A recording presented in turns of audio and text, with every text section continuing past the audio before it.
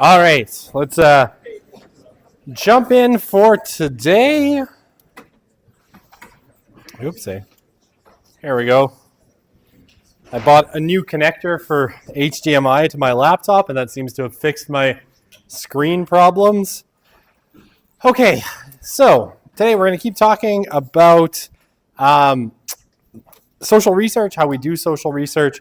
So we went through a little bit last time, sort of setting up, some of the kind of basics. And hopefully, we'll see. I'm hoping to get through all of it today so that we can get into something else next week. Okay. So yeah, I mean, I guess we started. Interesting question. I'll get to it in a sec. We were talking about, some of the, I guess we started, with scientific and unscientific thinking. We listed off the 10 kinds of unscientific thinking that we are trying to avoid. We talked about sample versus population, right? Typically, we can't look at an entire population. We can only take a part of it. So we want, to generalize using a sample. And the goal is objective research, right? Research that is relatively free of bias and, could be repeated by somebody else and they would get similar results, right? So it should be objective or intersubjective. I don't know. What's your rank? We're not very good. If you're SSL, then no. That'd be too easy. Okay. Will the practice midterm be similar to the exam? Yeah, I mean, basically, I take questions out of my exam bank and I just kind of put them in there. Where are the buttons on my shirt? I have jacket buttons. It's Casual Friday. Also, I have no clean dress shirts because I didn't do laundry. This was one of the bargains my wife made when we got married. She's like, I will not iron anything. I hate ironing. So I have to iron my own stuff. And I didn't get to it this week. So, okay. But yes, I have buttons on the jacket. They're just not done up. Will the practice midterm be similar to the exam? Do I make the midterms or are they provided by another party? Oh my gosh. Okay. I don't know what any of this means. I don't know. I don't know what you're talking about. That sounds like sports ball of some kind. Maybe hand egg. Who knows? All right. How was the furry convention? I don't know. Wasn't there. I was at my 4-year-old's birthday party yesterday. So, okay. Will the practice be midterm be similar to the exam? Yeah. I mean, I take them out of my test bank of questions as coming of a subset, a small subset. So yeah, it will be very, very similar types of questions. Okay. Do I make the midterms or are they provided by another party? Some of the questions I make myself. Some of them are from the test bank that the publisher provides. So it's a mix. All right. Right. We talked about viewpoint and we ended off with, kind of insider, outsider perspectives, each of which I said offer something different in terms of what you can know about a group that you're studying. Okay. So 2 types of research that we do in sociology. The first, basically qualitative research, which is about the quality of things. I think we talked about this last time, right? Concrete experiences, kind of trying to get access to how people actually experience the world, right? So basically, when you're doing qualitative research, you identify a research interest based on, some kind of concrete experience that someone has that you would like to know more about. You collect evidence from one or more cases, right? So you go out, you do some research. Then you kind of try to identify, common patterns and themes. You come up with a hypothesis of why what you're observing is true. And then, excuse me, I'm about to sneeze. I'm better, I think. If I explode, you'll know why. I internalized the sneeze too many times. And yeah, basically then you provide an interpretation of the patterns and themes that stresses, the context in which it took place. So you write a detailed kind of explanation of the phenomenon that you observed, right? Or the series of phenomenon you observed. But it's really qualitative research is about looking at people's kind of, the term, I don't love the term, but lived experience. Is there a kind of unlived experience? I don't know. That's why I don't like the term. It seems redundant. But people's actually lived experiences, right? And then you describe it. Okay, so that's qualitative research.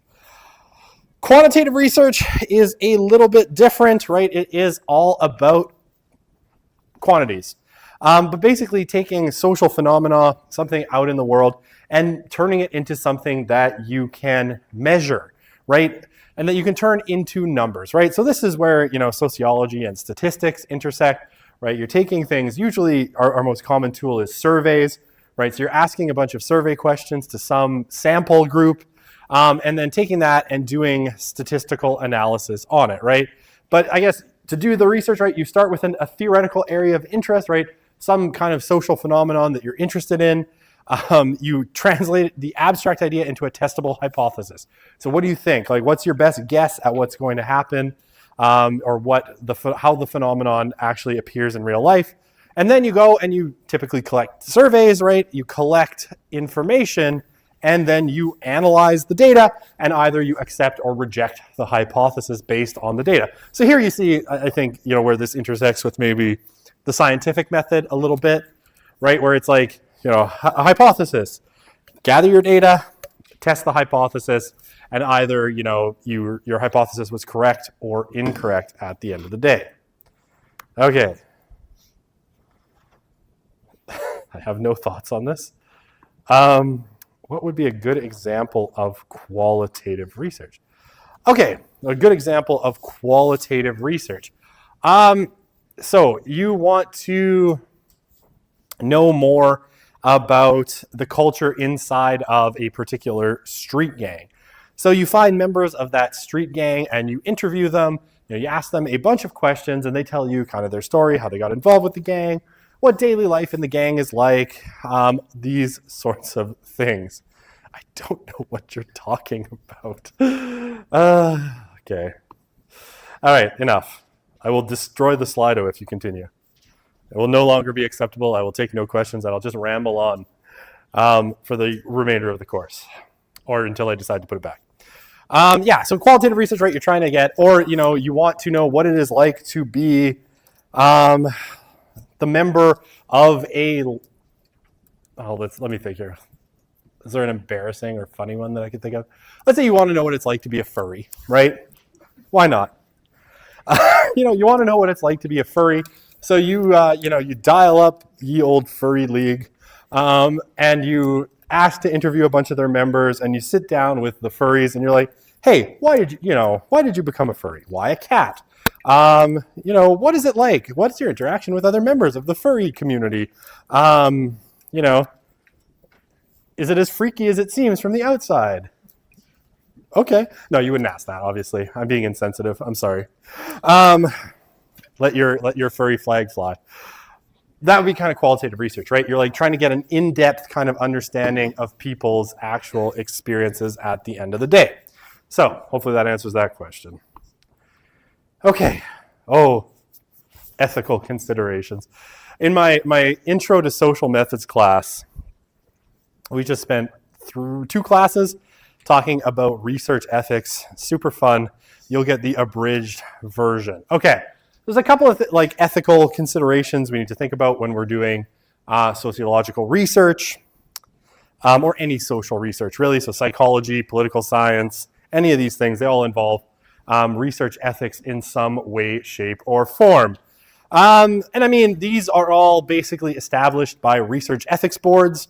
U of A has a research ethics board, and if you're going to do research, you have to present a proposal or ethics proposal to the research ethics board. And these are the things that you kind of have to think about, right? Voluntary participation, right? So the people that you are asking to participate in a study have to do so voluntarily, right? There can't be any kind of coercion to force them to participate, right? So you couldn't go into, say, a prison and do prison research, and the warden, tells all of the prisoners that they have to participate in your research, right? If the warden is telling them that they have to participate in your research, that's not voluntary, so you would violate that principle. They would have to be free to say, nah, I don't feel like it, or I don't want to be part of this research, right? Voluntary participation. Typically, consent for voluntary participation has to be active, right? So it has to be, you can't have a passive act of participation. So people have to, like, you can't just have like, if you hit next, like if you were doing a survey, right, and you want people to do your survey, if you hit next, you agree to continue the survey. You can't do that. You have to have an I agree to the terms of the survey box, right? It has to be active, not passive consent. And it has to be ongoing so people can pull out of whatever you're doing, your research project, at any time, right? You can't force them to stay once they're in, right? So kind of what they teach you in sex ed, probably consent is active and ongoing. Same thing for social research. And that is going to lock it in your brain forever, hopefully. All right, harm minimization, right? You have to actively identify any kind of dangers that you might be putting your participants in, right? So if you're doing gang research, right, if other members of the gang might perceive that they're being ratted out by you talking to the researcher, you'd want to identify that, make sure you're not putting someone in harm's way. If there's any psychological harm that could happen, right, you're going to be asking very probing questions.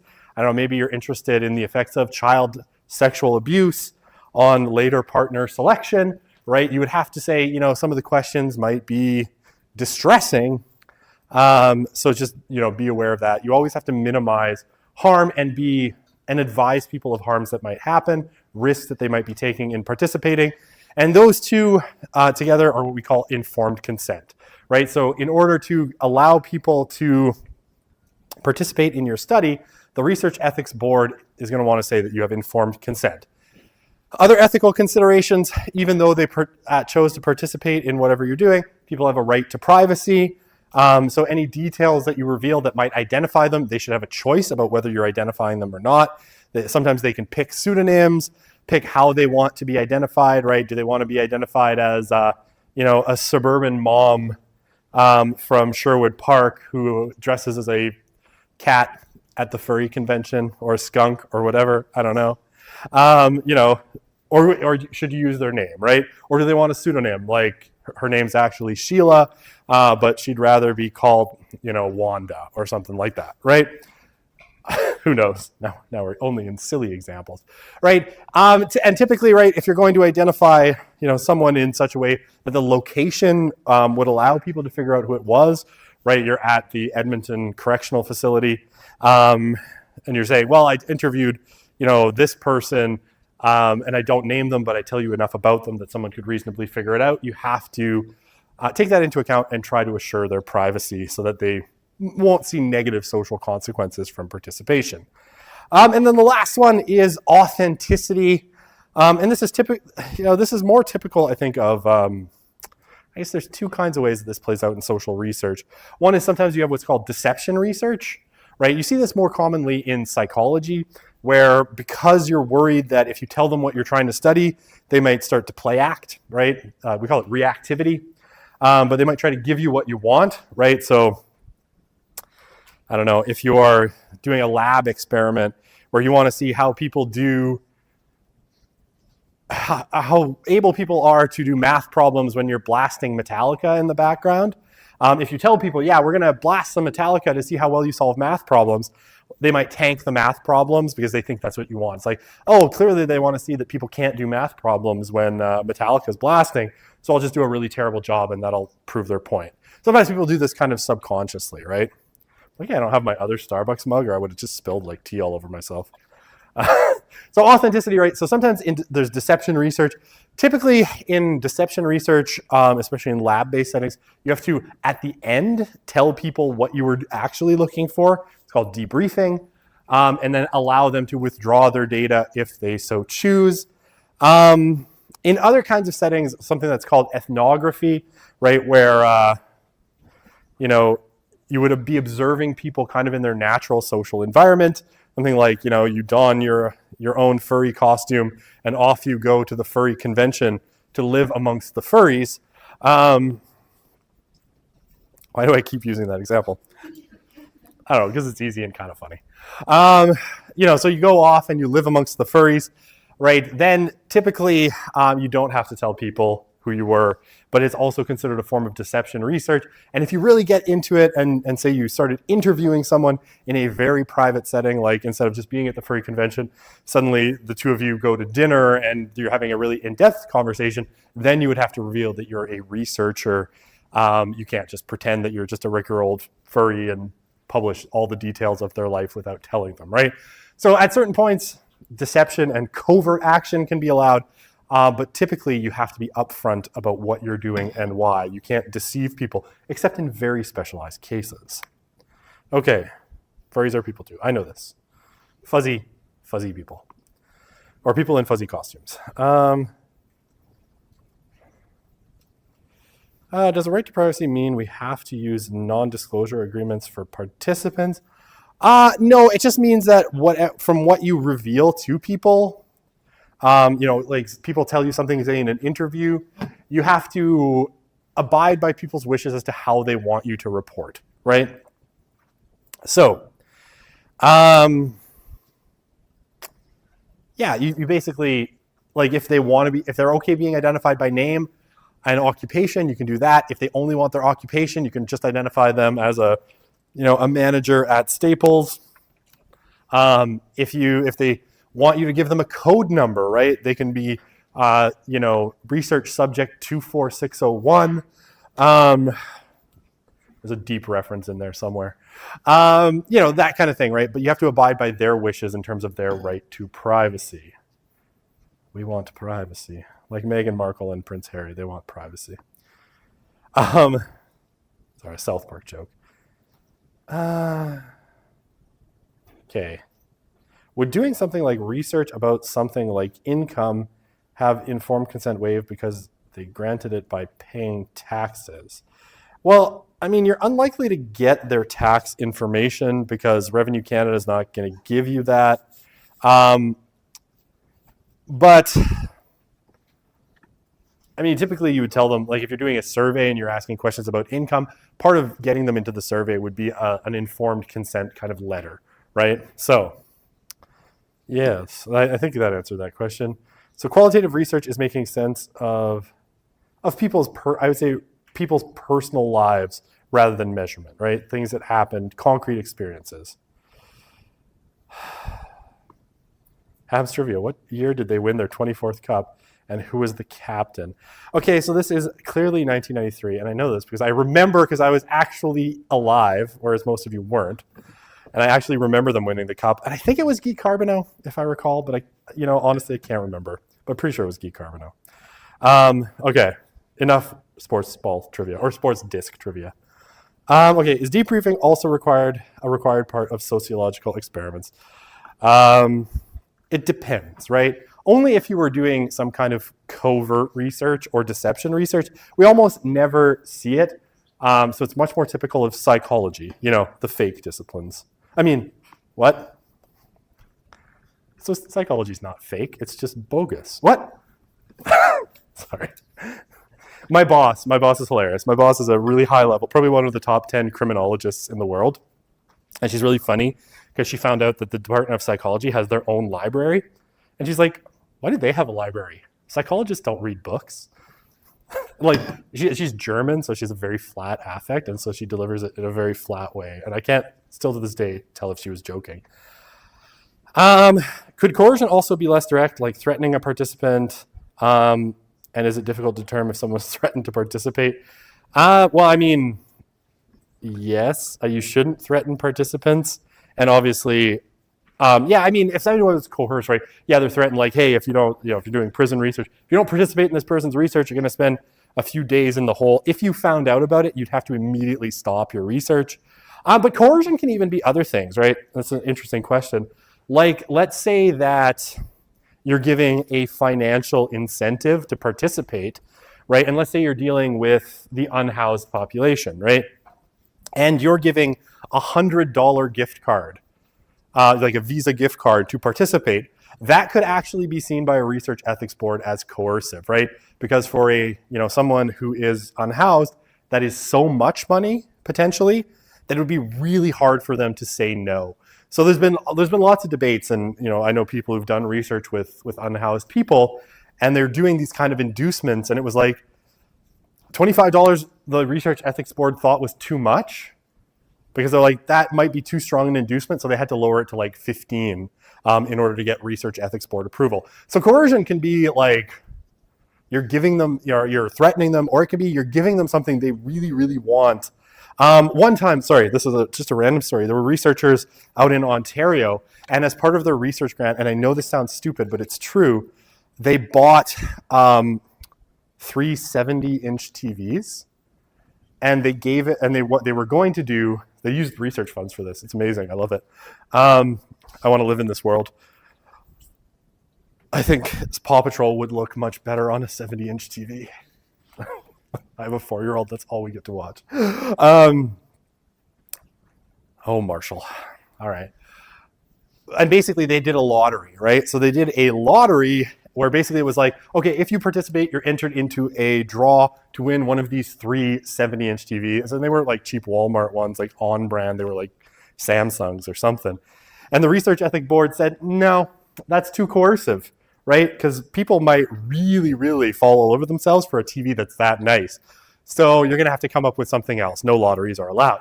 So this stuff happens, right? Coercion can be a lot of things, and it can be like too much of a positive thing can also be coercion.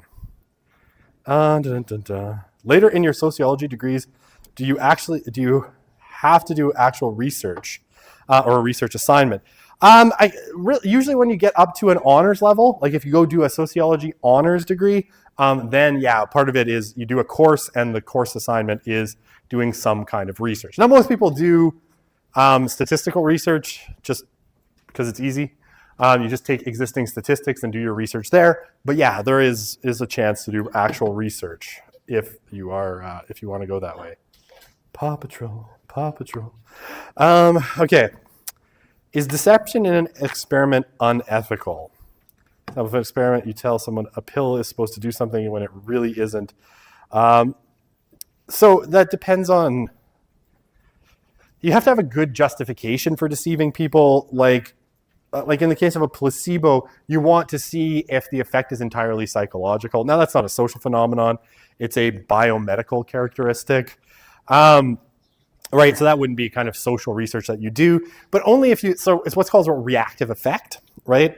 If you think that there might be a reactive effect where if you tell someone what you're actually looking for, they might then give it to you, you could make a case for deception. Though ethics boards are cool on deception research at this point. My screen went black for a second, but everything is better now. Okay, sorry, that was a lot of questions, but good ones. Okay, how are we doing for time? We're doing okay. All right, so in quantitative research, one of the challenging things, one of the tricky things, is essentially taking concepts, right, the thing that you're interested in studying, and turning it into a variable, so something that can be measured, right? The variable, right, the definition here, the good one, a measure of a concept that has more than one value or score, right? Okay, so what does that look like in practice?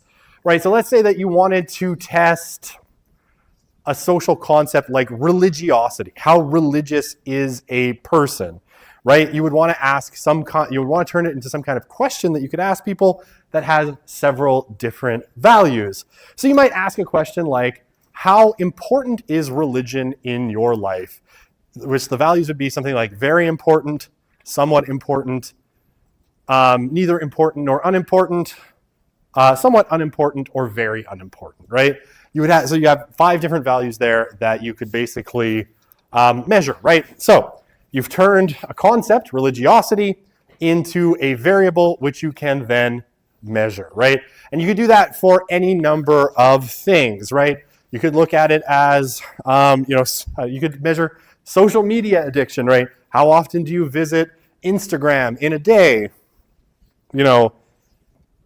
I'm doing it right now while my professor is talking, or 10 times or more a day. You could have a whole list of things that you could measure in terms of all the way from like many, many times, several times a day, all the way down to never, right? Like several times a day, a couple times a week, once a month, at least once a month, at least once a year, or never, right?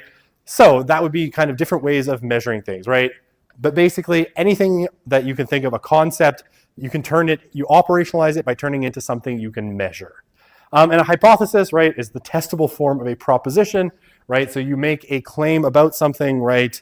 Millennials and Gen Z are less religious than baby boomers and Gen X, and then you look at your variables and you test the proposition, right? And here you see, is there a correlation between age and religiosity in your sample?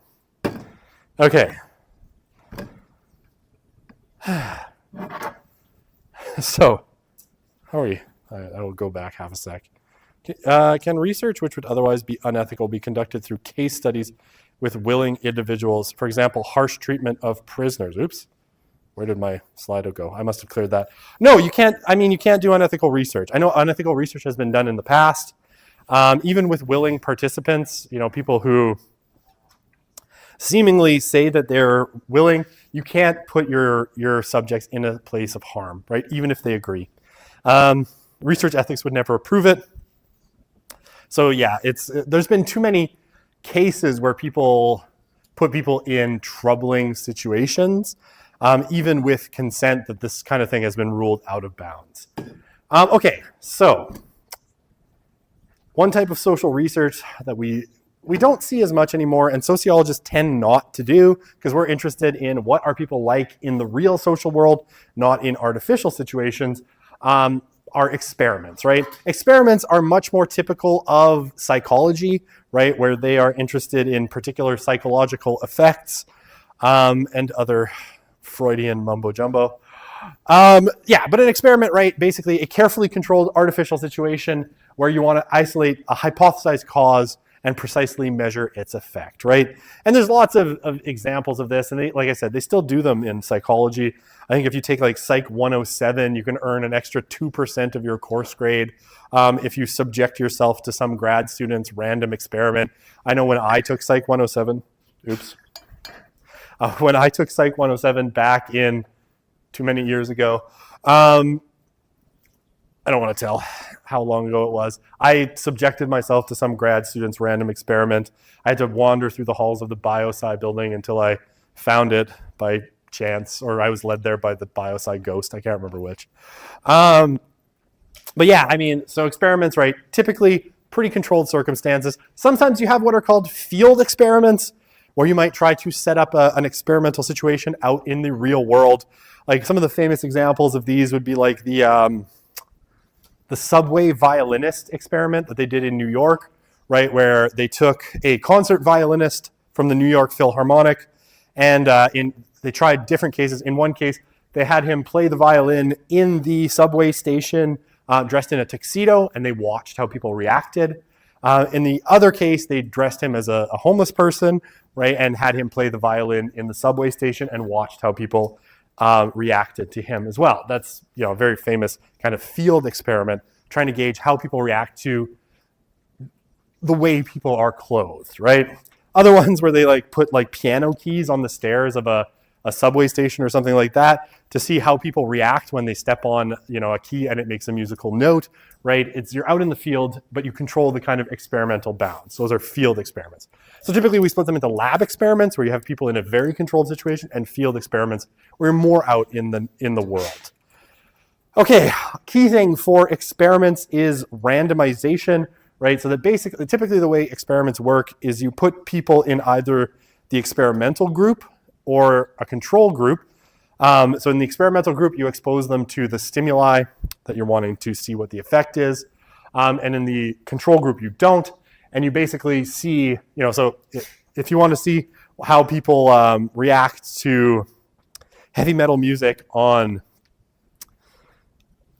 their math skills react to heavy metal music blasting, you have some people try to solve math problems with heavy metal blasting, and you would have others trying to solve math problems in a quiet room, right? The ones in the quiet room would be your control group. The other ones would be your experimental group. Very importantly, you have to assign, individuals, your research subjects, randomly to try and get as close to a random sample as possible, basically to avoid the possibility that you might select only the people that you think would react in a particular way, right? So you think that this group would be better at doing math problems So you put them in the control group, and then you assign all the people you think would be bad at doing math problems. I don't know, art students.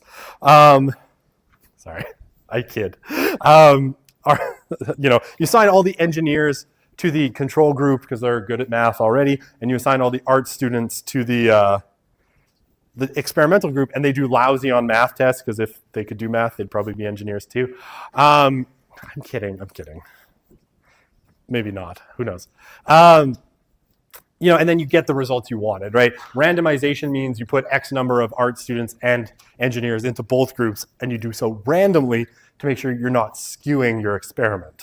So I think that all makes sense. Oh, I already told you about all this. I got ahead of myself. All right, slide done.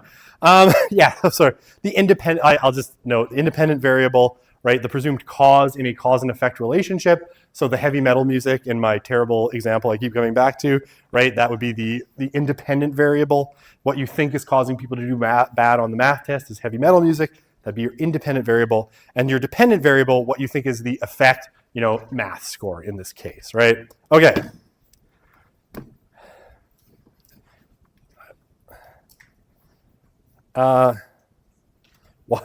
Why does a variable need to have more than one? Why does a variable have to have more than one value? Not variable, one value. Because otherwise there's nothing to measure, right? So if there's only one value, there's actually nothing for you to measure. There's no difference. So you could never measure if there is is there an effect of age on how religious people are? If there's nothing to measure within religiosity, right, you would find nothing. There would be no point in doing the experiment, right? Or doing not the experiment, doing the research, because there'd be nothing to measure. Like in a theoretical country where everybody is exactly the same height, is there a link between nutrition and height? But if everybody's already 5'11", then obviously there's nothing to measure because all of that would all be 5'11". Again, no country like that exists, but there you have it. Would I consider Psych 107 a GPA booster? I'm never confident because people can do bad in any course if they try hard enough, or don't try hard enough, if you will. Mine was taught by a nymphomaniac who talked about her sex life all the time, so I didn't get the richest experience of Psych 107, we'll put it that way. No, I swear to God, it's not even... I could bring in my friend Dorothy, who took the class with me, and we could commiserate on how, she would talk about the one-night stand she had the night before and, try to psychoanalyze the person. It was a very distressing class. I was like, I don't want to hear about it. Please stop. Why? Anyway. You get Paw Patrol and furries. I got nymphomaniac. So take that for what it is. Okay, one individual, you put both in the control and experimental group. No. Because you want to separate. You want to separate them out in separate experiments, maybe, but no, you have to be in either one group or the other. Okay. Now I go back. Okay, slightly futzy terms. Let me just double check the time here. Oh wow, I'm doing amazing. Okay. In quantitative, right, there's a couple of things that we're concerned with. One is a bunch of different measures of validity, right? And this is, to the degree to which how you're asking about something actually measures what you're intending to measure, right? Okay, so how to think about validity. All right, so very famously, right, there are these experiments that were done, well, not these experiments, they're basically research that was done, and what they found was that as ice cream sales increased, murders also increased. So what they said is either ice cream is causing people to murder people, or murderers really like ice cream. I don't know. But basically, ice cream sales increase, murders increase at the same time, so there must be a link between the two. But actually, you're measuring the wrong thing because, the increase in murders actually is not linked at all to, and you can actually do this reliably. I'll say on the second one, the degree to which a measure procedure yields consistent results Consistently, I can guarantee you that in almost any circumstance, as ice cream sales increase, murders will also increase, and that's true to this day. The problem is that you're measuring the wrong thing, right? The murder rate is not, in this case, related to ice cream sales. It is, in fact, related to temperature. More people go outside and are out and about when it's hot. They also buy more ice cream when it's hot. So the murder rate is not actually related to ice cream sales. You're measuring the wrong thing, right? You've created a false link, right? So, or other things like, oh, let me think this is always a hard one for me, the validity. You could ask, if you're trying to figure out what the murder rate is, no, hang on. I have to think about this because I screwed this up earlier in a different class.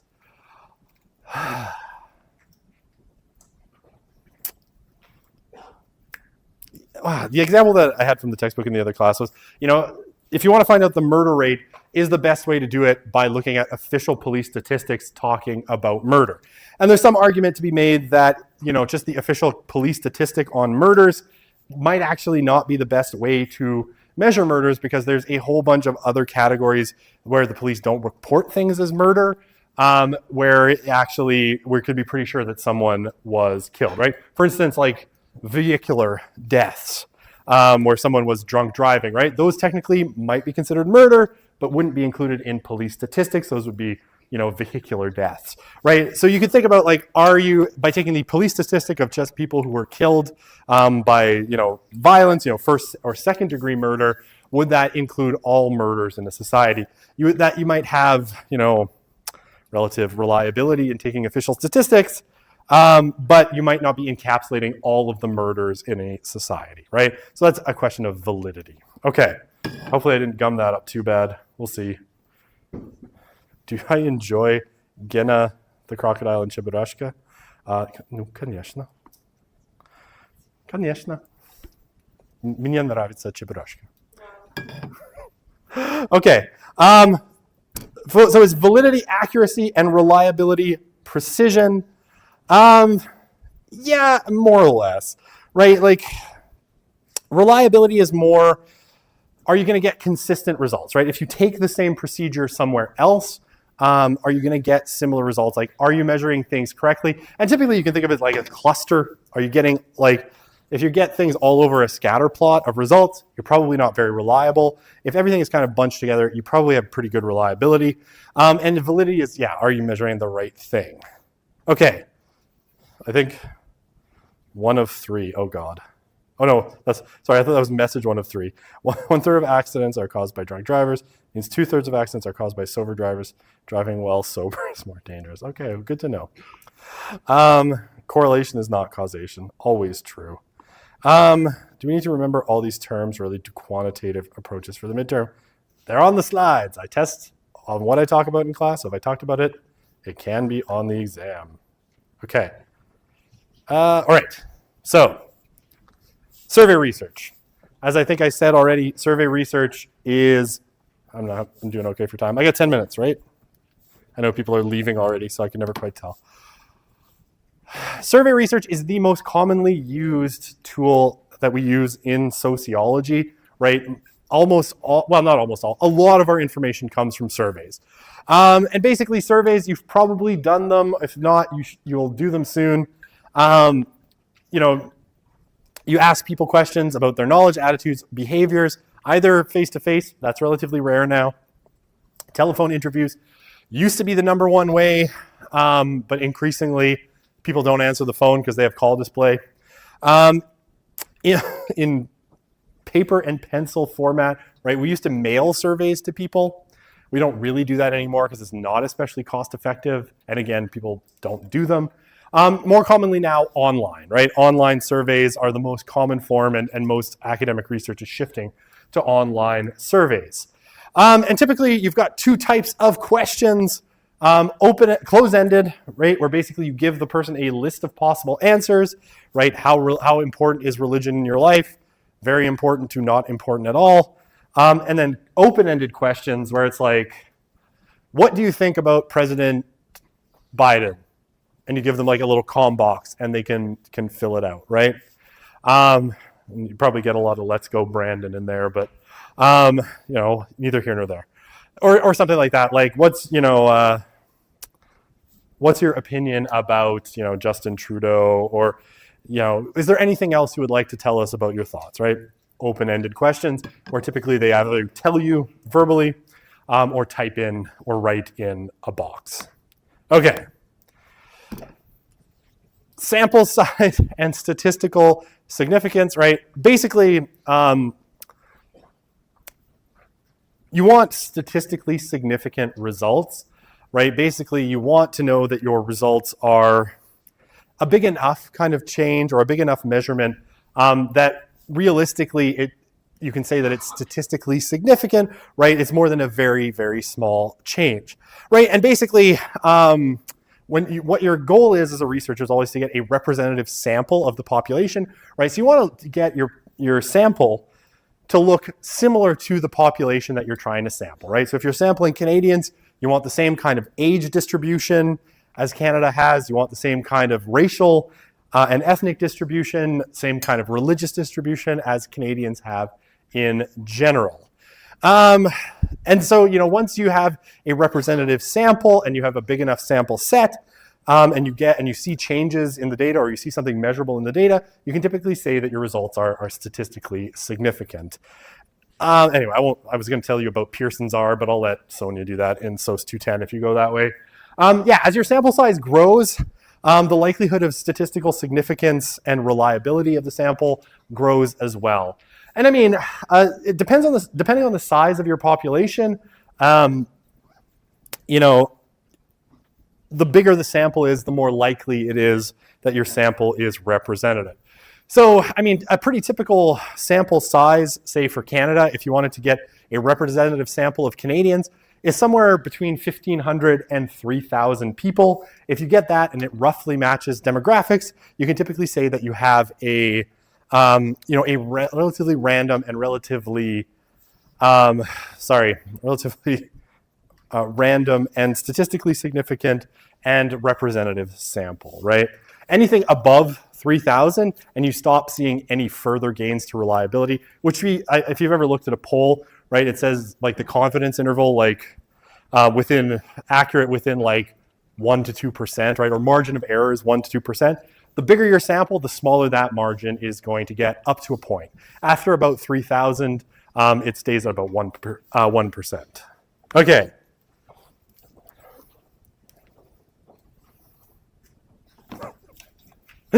All right. Okay, so a relationship exists between two variables if the value of one variable changes with the value of the other, right?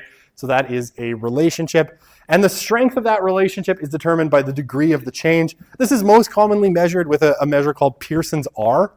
And this usually rates the change between 1 and -1, right? So the correlation, a correlation of 1 would mean a perfect correlation. And you never see a correlation of 1 unless you've made a terrible statistical mistake.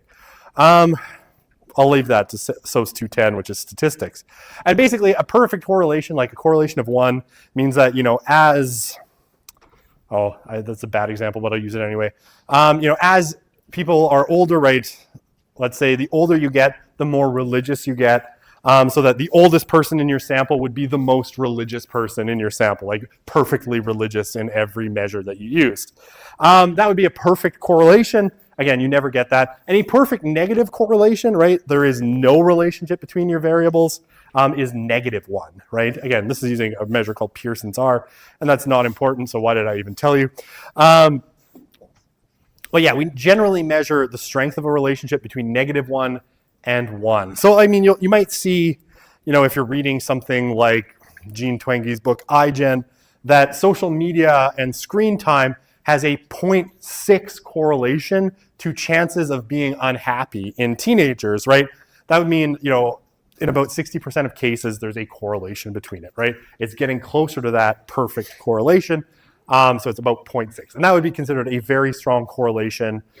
Anything above like 2.5 is a very strong correlation, and anything like below -2.5 no, negative 0.25, sorry. 0.25 and negative 0.25.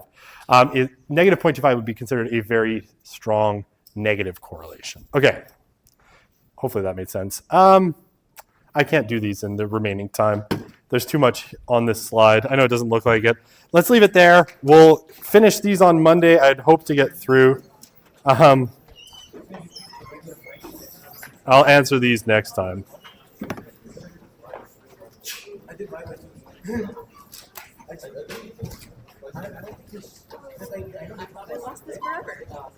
Someone brought it up to the front. My name. All good. Cheers.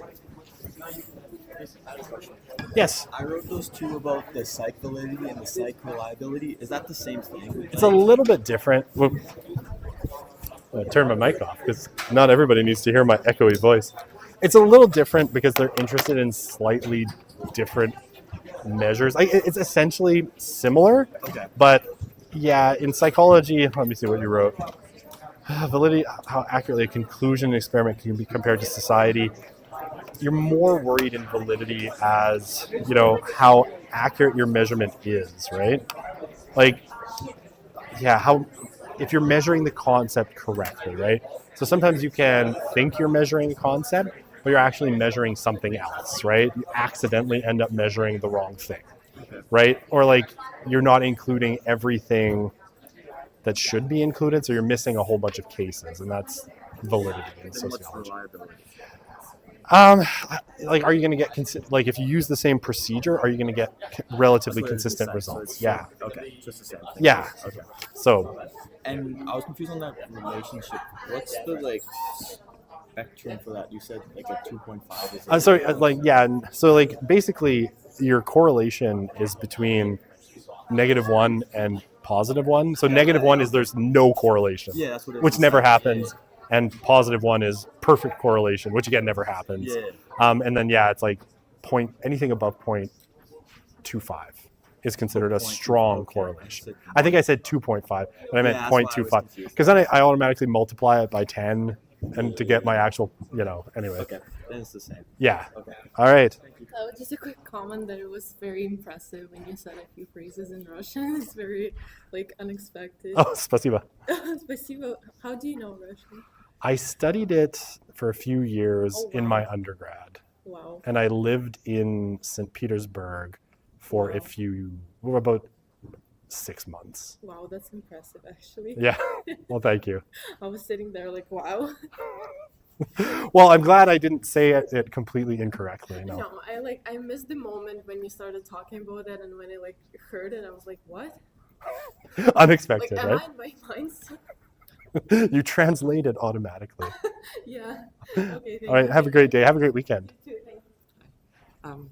So all the lecture videos are in YouTube. Yes. Yeah. This one is somewhere. Yep. I haven't. Oh, right. I should end it. Yes. I put them there, and yeah, you can access them on there. So it's all